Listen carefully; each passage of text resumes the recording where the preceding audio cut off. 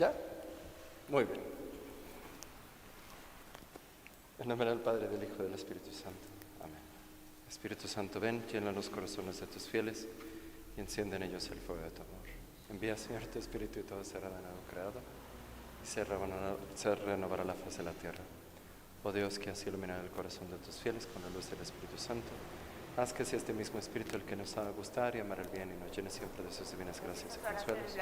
Por Jesucristo nuestro Señor. Amén. Espíritu Santo, fuente de luz, ilumínanos. Muy bien. Bueno, por ahí me dijeron que el Padre Javier les estaba leyendo directamente de un libro que se llama Las tres edades de la vida espiritual. Son 2 tomos muy gordos y muy pesados de entender. Ajá. El resumen es, amen a Dios, ¿vale? Muy bien. No sé qué. No sé si alguna vez les ha pasado que quieren hacer oración, pero que no pueden. Y este es un problema muy común y es algo que le pasa a todas las personas que quieren tomar su vida espiritual en serio. Entonces, cuando vamos a la oración, tenemos que tomar en cuenta varias cosas. La oración no nada más es la media hora o los 15 minutos o la hora que le estamos dedicando a nuestro Señor. La oración implica, además de ese tiempo que en sí le estamos dedicando a Dios, algo antes y algo después. Siempre, necesariamente. Y muchas veces las dificultades en la oración mental, que de hecho hay un libro muy bueno, que es un poquito caro, costará como unos 300 pesos, de un monje que se llama Eugene Boylan, que se llama Dificultades en la oración mental, tal cual, así se llama. Dificultades en la oración mental, de Eugene Boylan, con Y.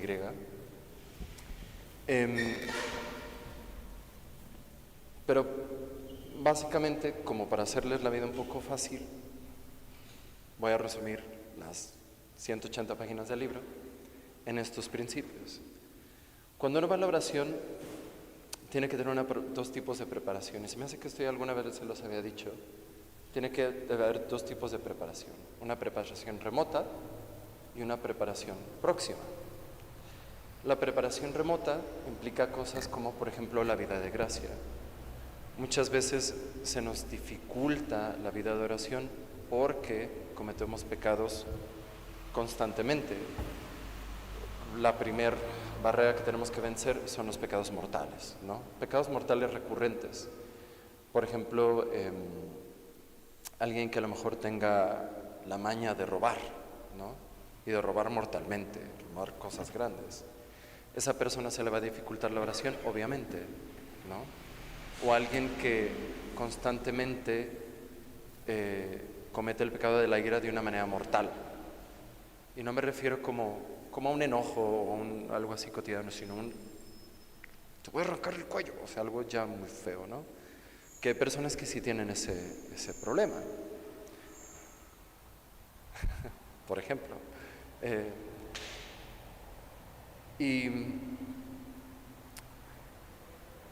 lo primero que tenemos que hacer es, bueno, tenemos algún pecado mortal que nos esté fastidiando la vida, ¿no? Tenemos que hacer entonces todo lo que esté de nuestra parte para evitar ese pecado mortal. Eso ya implica una preparación remota para la oración. El hacer un esfuerzo sincero por evitar el pecado mortal. A lo mejor alguno de ustedes dirá, y no es poco común, hay gente que puede decir, Padre, yo no cometo pecado mortal, pero entonces tenemos que decir, tenemos pecados veniales voluntarios o faltas voluntarias, porque hay veces que ni siquiera son los pecados en sí, sino son faltas, imperfecciones que son voluntarias las que nos impiden actuar o crecer en la vida espiritual. Porque los pecados voluntarios es voluntariamente decirle a Dios, oye, sí te quiero y toda la cosa, pero por este rato yo creo que prefiero esta cosa material, temporal, pasajera. Eso es lo que implica un pecado, mortal o venial. Entonces, imaginen ustedes a alguien que comúnmente y voluntariamente y a sabiendas comete pecados veniales, pero así como sin importarle mucho, ¿no? Porque bueno, es difícil no cometer pecados veniales. Pero si bueno, cometemos un pecado venial, bueno, ni modo, nos arrepentimos, nos duele, pero hay gente que no le importa. Bueno, es venial, no pasa nada, ¿no? Entonces tenemos que ver, bueno, tenemos pecado mortal, tenemos pecado venial, ¿estamos luchando contra él? Si la respuesta es sí, estamos luchando contra nuestros pecados, vamos con varios pasos avanzados, ¿no? Y también, por supuesto, el estado de gracia ayuda bastante.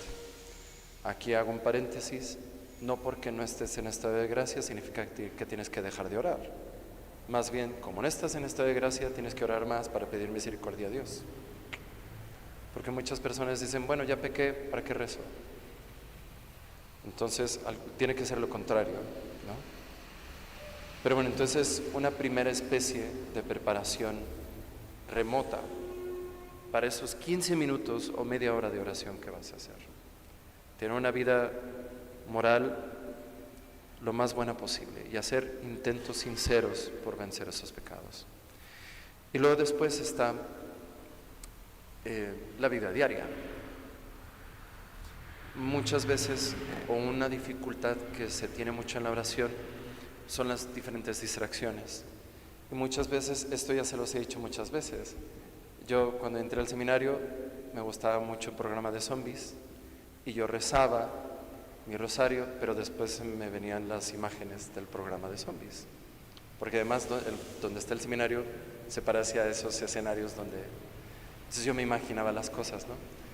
Pero dirán que es de chía, pero es de alfalfa. Muchas veces la especie de entretenimiento que consumimos o el tipo de amistades que tenemos, el tipo de conversaciones que estamos sosteniendo con las personas pueden afectar seriamente nuestra vida de oración. Un ejemplo bobo: alguien está con sus amigos o amigas y a alguna de ellas se le ocurre decir una cosa impura por chiste, pero a lo mejor en ese momento uno está como más sensible a ese tipo de cosas y luego uno va a querer rezar sus Padres Nuestros y tiene eso en la mente. Otra cosa que es muy común, las canciones. A mí me gusta mucho la música, me encanta, pero luego después, ¿se acordaron de esta canción del Baby Shark? Y odié esa canción, pero luego después empezaba en nombre del Padre, del Hijo y del Espíritu Santo y empezaba a escuchar el Baby Shark en mi cabeza. Entonces, hay cosas que son involuntarias, pero hay veces que nosotros mismos nos ponemos allí. Nosotros mismos estamos consumiendo demasiado entretenimiento o estamos teniendo cierto tipo de conversaciones de manera voluntaria. Hay veces que no lo podemos evitar, o hay veces que venimos a misa y venimos con el radio, ¿no? No estoy diciendo que no escuchen la radio, pero tengan consideración de que muchas veces esas canciones que nos gustan mucho nos pueden estorbar en la oración. Entonces, cuando vamos a orar hay que, cuando menos, empezar a... Si para meternos a nadar no comemos media hora antes, habrá que hacer algo similar cuando vamos a hacer oración, ¿no? Intentar guardar silencio, intentar entrar en una atmósfera más tranquila, aunque no estemos en oración, ¿no? Y eso es como una especie de preparación remota. Considerar qué es lo que estamos consumiendo, las conversaciones que tenemos. Y muchas veces, pero bueno, paso a ello después, ¿vale? Otra manera de hacer una preparación remota es algo que los maestros espirituales le llaman la presencia constante de nuestro Señor. Nosotros sabemos que Dios siempre está con nosotros, en todo momento, en todo lugar. Siempre nos acompaña, etcétera, etcétera. Pero ayuda mucho tener conciencia de esa presencia de Dios durante el día. Y incluso a mí como sacerdote, de repente se me olvida eso, la presencia de Dios en mi día a día. Yo tengo una alarma cada hora a la hora en mi teléfono y en mi reloj. Para cada hora en la hora hacer una pequeña oración. Y guardar esos 30 segundos de silencio con mi Señor en esa hora. Recogerme, hacer un Padre Nuestro o una ejaculatoria y seguir con mi día. Cuando nos acostumbramos a la presencia de Dios, es mucho más fácil después estar en la presencia de Dios en la oración. Y una manera muy común y muy fácil de hacerlo es esta práctica de la presencia constante de nuestro Señor, que yo le recomiendo mucho. Y bueno, vamos a cortar un poco. Luego, a la hora de hacer la oración, otra parte también que podría contar como preparación remota es tanto podemos consumir cosas que nos estorban, pero también tenemos que consumir en su lugar cosas que nos ayuden a hacer oración. Hay muchos libros que se llaman Vida de Cristo. Una vida de Cristo muy bonita es una que escribió Fulton Sheen, que es como un compendio de los evangelios comentado, ¿no? O Luis de Palma también tiene una vida de Cristo muy bonita. La dolorosa pasión de nuestro Señor Jesucristo, de Santa Catalina Emmerich. Estos libros que, o sea, cuando uno los va leyendo, le va dando a nuestro intelecto algo que pensar. Porque muchas veces uno llega a la oración, y uno está en silencio, y uno está tranquilito, y luego uno voltea a ver al crucifijo y le dice, bueno, ¿y ahora qué? ¿No? Y uno no tiene como algo que meditar. Y muchas veces alimentar nuestro intelecto con cosas espirituales nos ayuda. Audiolibros, hay un sitio en internet que se llama Formación Católica Hoy. Es un sitio que se ve muy feo, o sea, es como muy... pero tiene muchos audios que a lo mejor yendo en el coche antes de llegar a misa o antes de entrar a la oración, uno puede escuchar y a uno le ayudan. Y uno se queda con esas ideas y uno las empieza a masticar, ¿no? O la lectura misma del Evangelio, ¿no? Darle la vuelta al Evangelio una y otra vez. Que muchas veces uno dice, yo no sabía que Cristo, o no me acordaba que Cristo había dicho esto. Y uno empieza a darle vueltas a esas cosas, ¿no? Otra manera que algunas otras personas hacen oración, y que varios maestros espirituales recomiendan, son las oraciones de toda la vida, decirlas de manera pausada. Por ejemplo, el credo es bastante útil para eso. Creo en un solo Dios. Y empezar a pensar qué significa decir creo, ¿no? O el Dios te salve María, ¿no? ¿Qué significa esa frase? Ir al Evangelio, de donde aprendemos esa oración, y ponernos a imaginarnos qué es lo que sucedió, etcétera, etcétera. Eso nos puede ayudar bastante. Y también hay libros de meditaciones ya hechos. Yo siempre cargo en mi mochila un librito de meditaciones o la imitación de Cristo. En mi teléfono siempre está el Evangelio, tengo una aplicación con la Biblia, para siempre tener algo que darle de comer a mi intelecto, ¿no? Y luego también dentro de la oración hay veces que, bueno, la vida nos come y tenemos muchas preocupaciones. Suponiendo que hicimos todo bien, nos preparamos de esta manera remota, estamos ya en la oración, pero luego después nos acordamos que a lo mejor tal o cual cosa pasó en casa y nos cuesta trabajo desconectar pues del día a día, ¿no? E incluso si la Express la pagamos, qué sé yo, ¿no? Aquí hay dos opciones. O combatimos esas distracciones con alguna lectura espiritual. Yo siempre voy a la meditación con un libro, porque yo me distraigo muchísimo. Entonces, si me empiezo a distraer, tomo mi libro de meditaciones y empiezo a leer. Y eso me ayuda a regresar a lo que tengo que estar haciendo. O hacemos de esa distracción un tema de oración. Por ejemplo, a lo mejor alguno de ustedes angustiado porque el niño reprobó cálculo integral o qué sé yo, ¿no? O se está portando mal y tal, y uno quiere, pero es que yo quiero meditar acerca de la pasión. pero está este tema del niño que no se está portando bien y dando vueltas. Ok, ese tema también lo puedes poner en oración. Entonces le das la vuelta a ese tema. Entonces, Señor, ¿sabes qué? Ayúdame con mi hijo, fíjate que... Y uno empieza este diálogo con nuestro Señor acerca de este tema en particular. Y esa distracción se convierte en un tema de oración.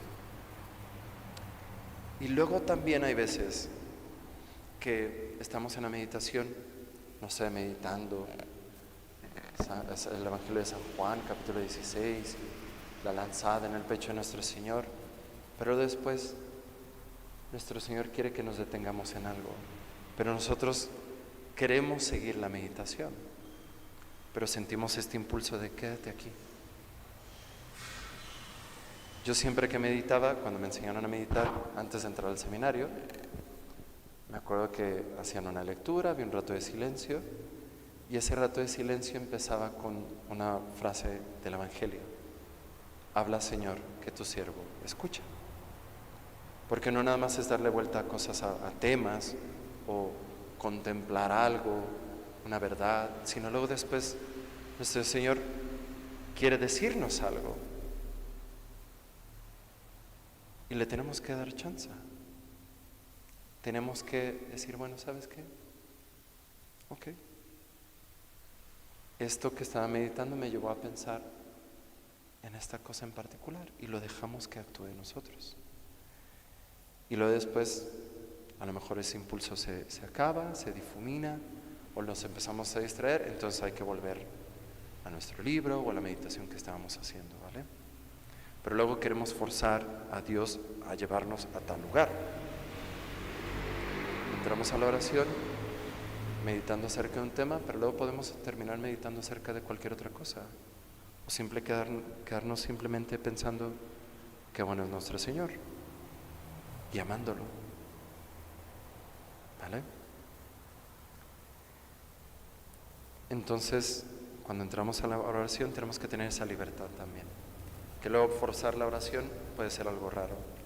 Aquí hay que decirlo también, muchas veces hay muchas distracciones y hacemos todo lo posible por quitarnos las distracciones, por estar concentrados, pero no se puede.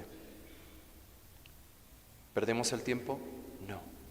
Porque hay veces que Dios lo que quiere enseñarnos es, mira, tú podrás creer que eres Santa Teresa de Ávila. La oración, a final de cuentas, la hace Dios. Es Dios el que actúa en nosotros dentro de la oración.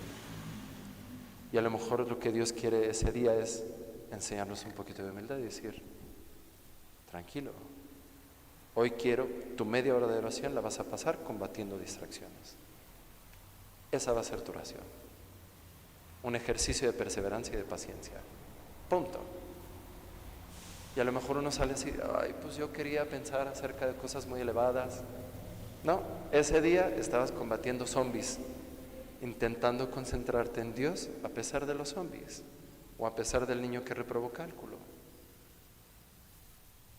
Entonces hay que dejar actuar a Dios de una manera muy liberal. Y luego después terminamos nuestra oración. Típicamente yo termino con una especie de coloquio. Simplemente a lo mejor me dirijo a Nuestra Señora o a mi Señor o a Dios Padre o al Espíritu Santo o a algún santo, pidiéndole alguna gracia. O a lo mejor la meditación fue, qué sé yo, de Nuestro Señor en el desierto, ¿no? Esos 40 días en el desierto. Señor, por favor, ayúdame a tener ese desprendimiento que tú tuviste en tu cuaresma, ¿no? Señor, ayúdame a tener hablar con los santos, con Dios los últimos 10, 15 minutos. Un simple diálogo muy familiar con ellos y alguna oración vocal, ¿no? Y después de que termina la oración, la cosa no termina allí. Hay que hacer un examen de la oración.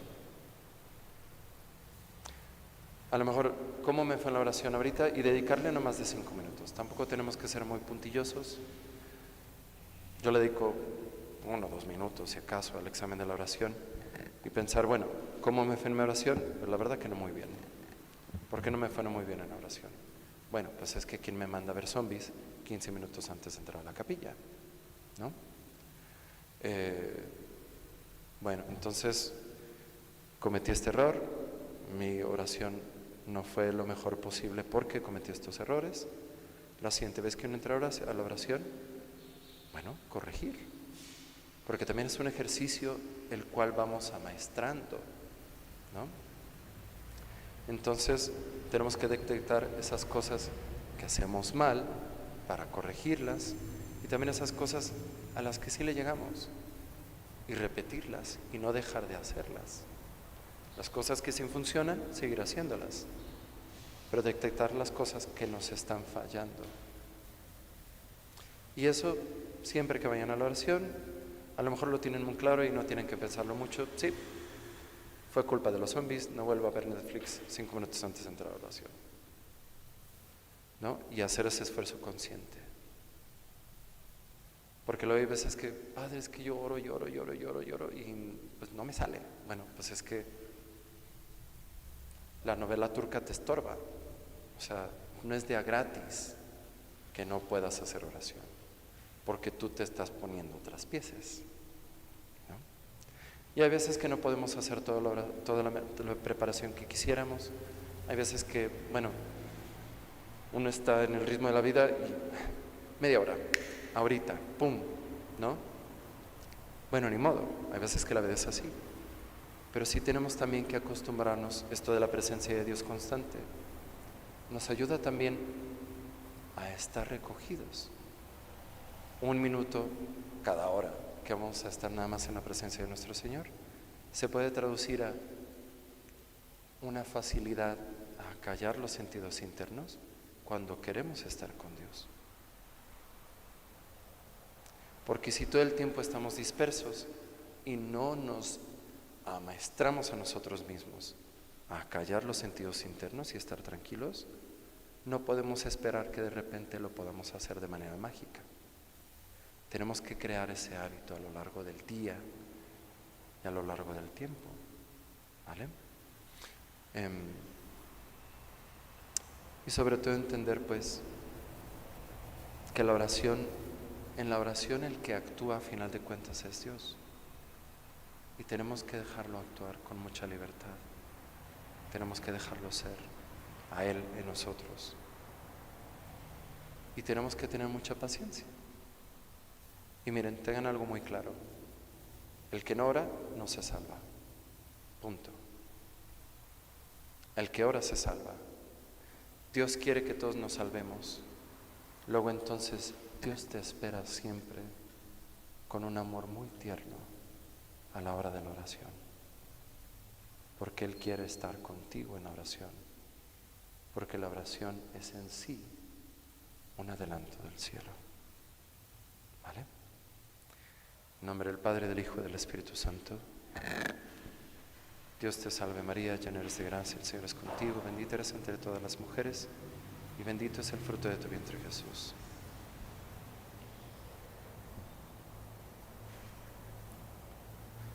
Santa Edwiges, ruega por nosotros.